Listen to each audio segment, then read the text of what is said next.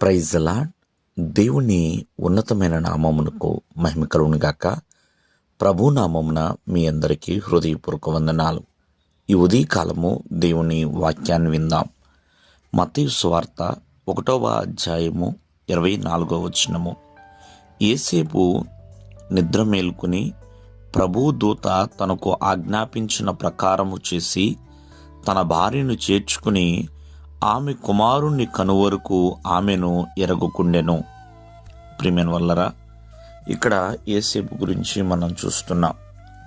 Bible గ్రంథములో పాత నిబంధనలో ఉన్న యేసేపు కావచ్చు, క్రొత్త నిబంధనలో ఉన్న యేసేపు కావచ్చు, వీరు ఇరువురు నీతిమంతులండి, విధేయత కలిగిన వారు.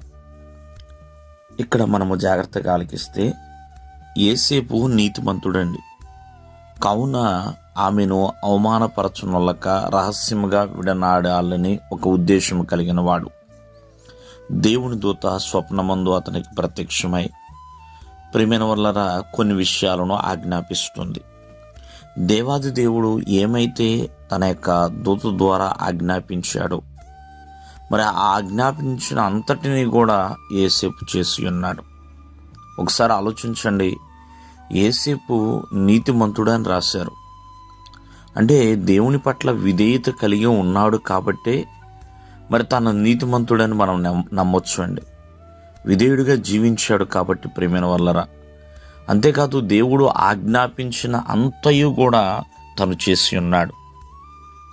ఉదాహరణగా మనం చెప్పాలంటే తనకి అవసరం లేదు, ఆమెను విడిచిపెట్టేసి వేరే వ్యక్తిని పెళ్లి చేసుకోవచ్చు. ఈ మరిని వివాహం ఆడటం వలన ప్రియమైన వల్లరా మరీకి తోడుగా ఉండటము, హేరోదు నుంచి తప్పించుకోవటము, ఇలా ఎంతో శ్రమ అనేది ఉన్నదండి యేసేపుకి. అయినా ఆమెకు తోడుగా నిలబడ్డాడు. దేవుడు ఆజ్ఞాపించిన అంతటి మీద మరి తను ఎంతటిగానో భయభక్తులు కలిగి విధేయుడిగా కలిగి ముందుకు కొనసాగి ఉన్నాడు. మనం జాగ్రత్తగా ఆలకిస్తే దేవుడు మనకి ఏదైతే ఆజ్ఞాపించాడో ఆ ప్రకారం నడవాలి.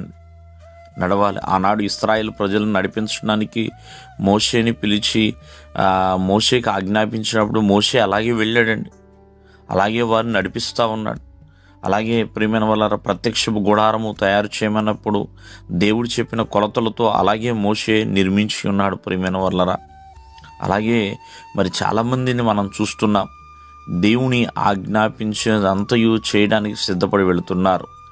ఎందుకంటే దేవుని ఆజ్ఞాపించింది చేయటం వలన మనకి మేలు అనేది కలుగుతుంది. ఇక్కడ యేసేపు కూడా అటువంటి మేలులు పొందుకొని ఉన్నాడు. కావున మనమందరము కూడా గొప్ప గొప్ప మేలులు పొందుకుంటాం. దేవుడు మిమ్మల్ని ఆశీర్వదించును గాక. ఆమేన్.